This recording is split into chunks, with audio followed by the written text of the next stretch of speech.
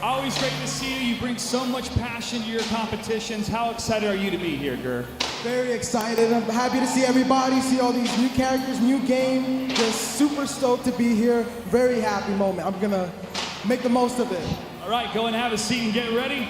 Let's introduce your competitor from Texas, currently a free agent, Scar.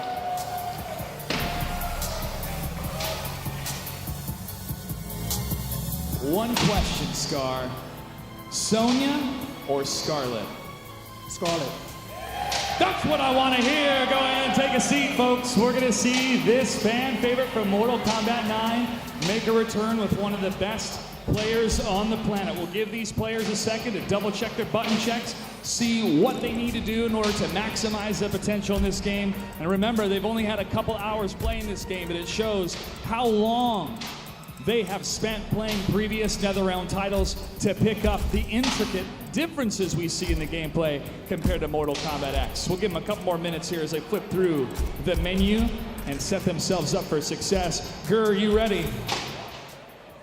Gur is ready. Scar, are you ready? Let's do it. Gentlemen, match number 2 about to begin. This one's exciting for me. Well, I'm really looking forward to Scarlet. I mean, she's back, but she's very different. She might as well be a brand new character. I am all in on MK11 Scarlet. I think she looks amazing and plays that's what I'm amazing. talking about. Enough about Scarlet. Let's talk about this dude right here. So you immediately gravitated toward this character. You should probably tell everyone why, because he's very unique. There's no doubt about it, yeah. So obviously he's the grappler. By the way, some other characters have that too. It's not just him, but Baraka yeah, also does have a command grab. He does have a command grab. So Garrus has a really strong command grab that goes really far. Corner carry is excellent. He has some good buttons, and man, some of his there is the command grab, and you see how long he holds you. It has the unique property where if he's near a wall, he then makes a sand wall and throws you into it. It does a lot more damage when that happens as well. He has little kind of atrocitus sort of semi-zoning, as you saw right there. He also has some crazy stuff in the variations, and I'm not sure which ones he ended up with here, but he's got some real nutty tools, let me tell you. He has a rewind time move. He has a move where he can actually remove time from the clock. He is a very, he's like a hybrid character of a weird kind of trap character, and then with the command grab. Yes. Yeah, very, very funky design. But these buttons right now out of Scarlet, the range is incredible. Scarlet is the footsie's queen, the mid-range queen, in my opinion. She uses blood to conjure weapons, and they all have excellent range. Oh, hold on here. Multiple projectiles, and there's the fatal blow. So when you're down below a certain percentage of life, you get access to the fatal blow. Yes. And it is a huge amount of damage, as you can see, round-winning damage. It is big damage, and they have armor. And armor's not as prevalent as it has been in previous games. You're really gonna have to use your mid-range to just avoid stuff. So the fatal blow is going to be one of the best ways to have armor. It is not tied to your stamina bar at all, right? Which means you don't have to use your resources. In previous games, you'd have to give up all your resources to do an X-ray attack. Now with fatal blow, you're free to use it if you have 30%, which just inherently makes them so much more powerful. Sure, yeah, you'll get it every game, every round. The catch is once it hits, you can't use it again. So one of the meta of the game is going to be decide, do you want to make a comeback in round 1 like we just saw? Gur will never have his fatal blow again now that he's used. Oh, in the whole game? In the whole game. Oh, I thought it was rounds. Wow. That is really big. So they are absolute game changers that are extremely strong, but you only get the one cash in. That was his command grab. Same one, it's just at the wall, like Bit was saying, it's a little bit different. And he can hold the button to throw them even further, like carry them even further. Oh, now the fatal blow's there for Scar. And that's the crushing blow. That my God, look at the damage. So the way that one works is the last hit's an overhead of the string. If you duck block, you get the crushing blow. He also has a low where he does sand trap. So it's a 50-50. If they think you're going to do the low sand move, they duck. And if they get hit by that overhead, they lose 40% of their life because of the crushing blow. You're telling me his mix-up? His mix-up has a crushing blow. But okay, like Fatal Blow, he only can use that once per game. Right. So that's one of the fun things about crushing blows. Do you want to go for that mix-up now or later? I see, okay.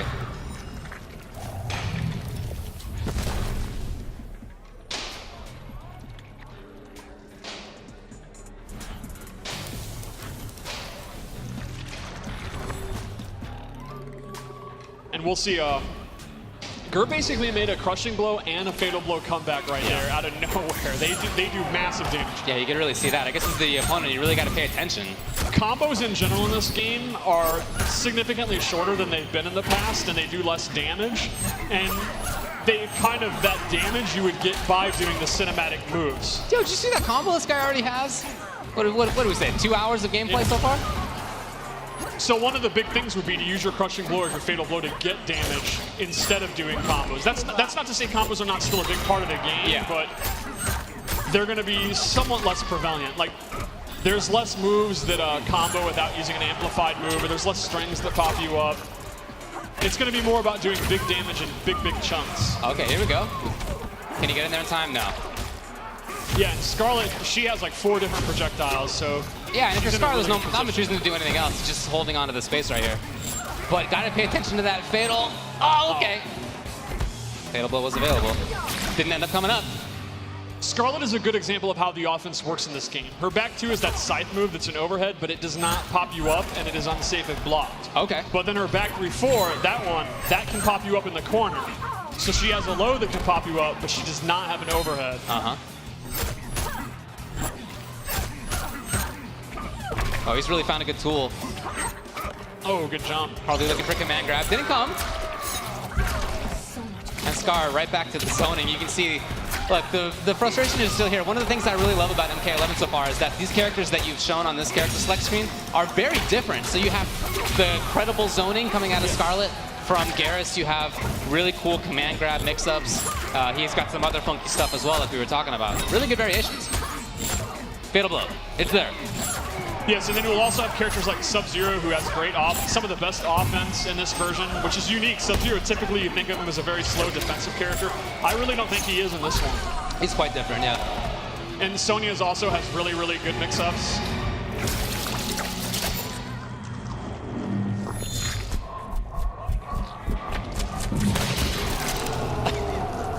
You know, Gur always had a lot of heart as a player.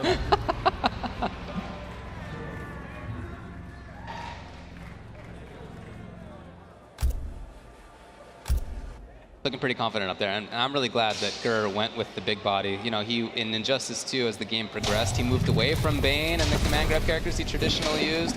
So I'm happy to see him back. Yeah, I was very happy when I went him back there that he immediately had picked Garrus. It really seems good for him. Mm-hmm. And I'm very hyped to see Scar play Scarlet. One of the fun things about the development of this game, since we didn't reveal it, you know, earlier, was sitting there waiting.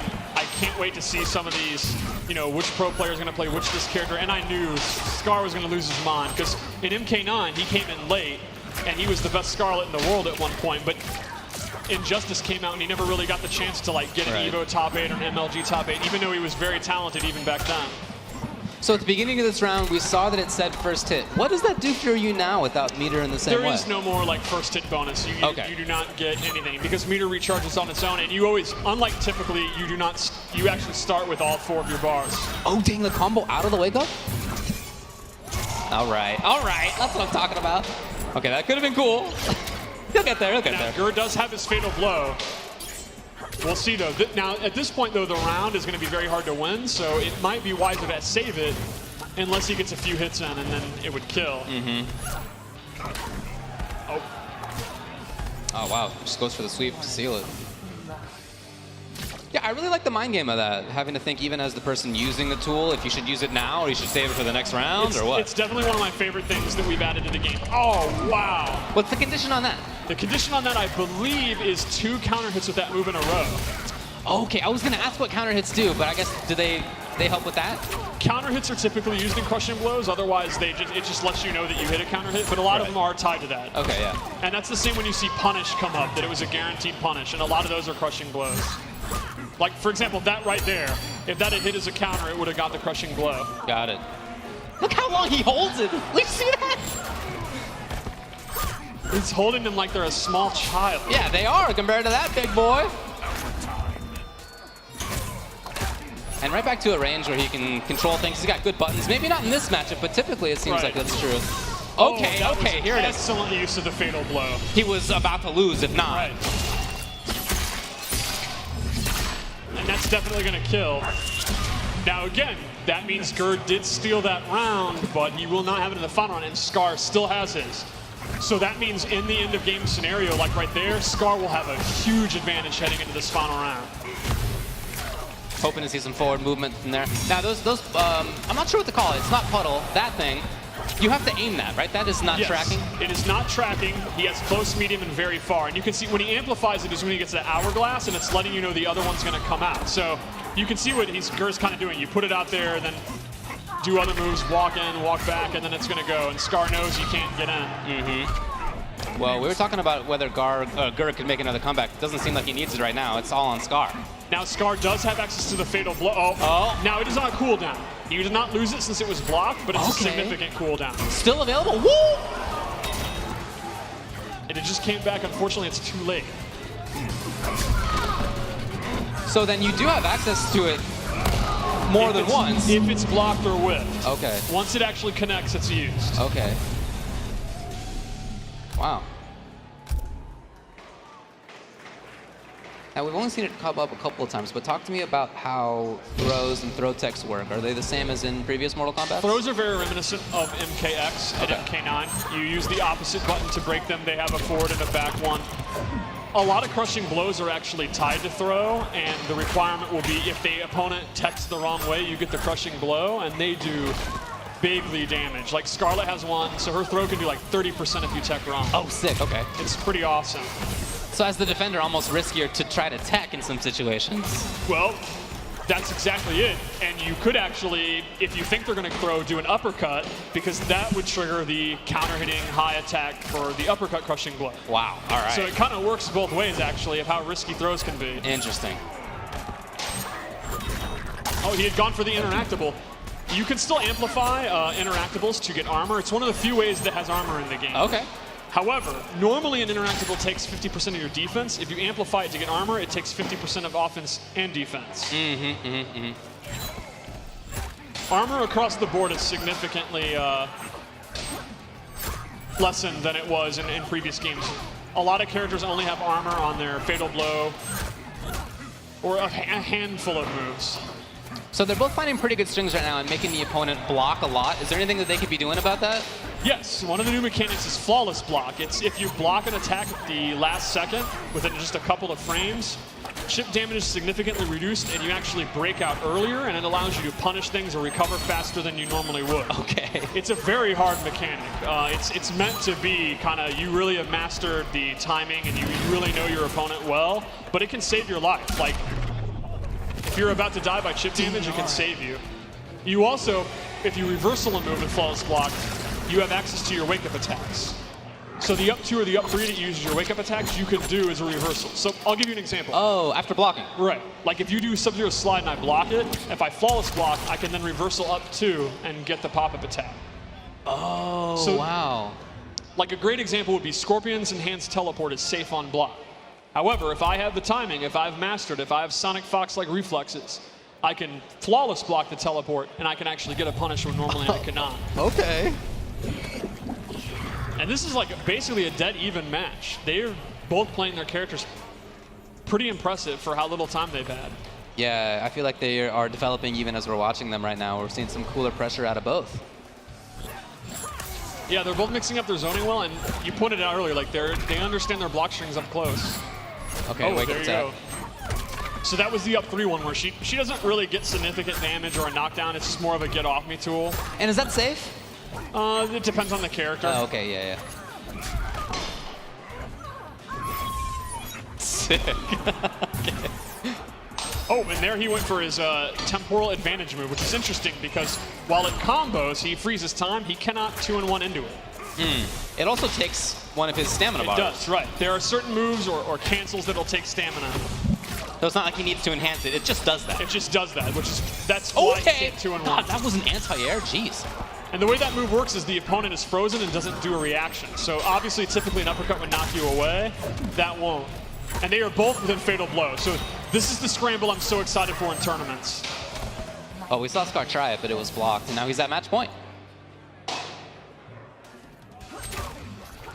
Grr, patient right there. I like the anti-air. Wow, he teched it. Scar's getting a big combo. Yeah, there is a wall run interactable here that Gur could use, and Gur has never done seen a wall run that he hasn't used. There you go. Gur is definitely probably the interactable master in the scene. Yeah, known to be one of those. There you go. Okay, yeah, armor. The tongue not connecting. And that tongue is a really, really good move. It has really good recovery. That's my favorite of her zoning tools.